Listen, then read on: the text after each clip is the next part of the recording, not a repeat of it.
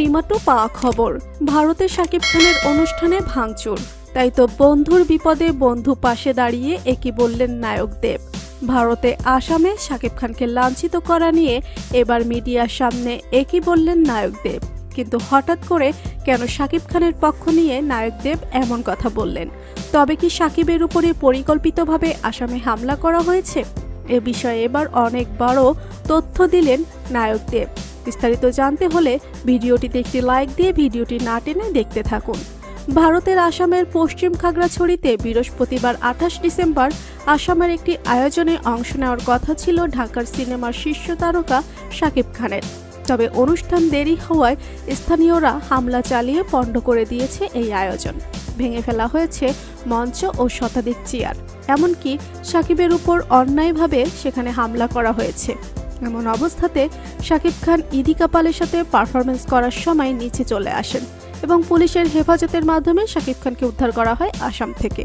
তাই তো বর্তমান সময়ে শাকিব খান কি আসামে লাঞ্ছিত করা নিয়ে নায়ক দেব বলেন, এটা একটি পরিকল্পিত ঘটনা। এটা শাকিব খানের ওপর পরিকল্পিতভাবে ঘটানো হয়েছে যাতে করে শাকিব খানের মান সম্মান হানি ঘটে। তাই তো যে বা যারা এই অনুষ্ঠানটি পরিচালনা করেছে তাদেরকে এই দায়ভার নিতে হবে।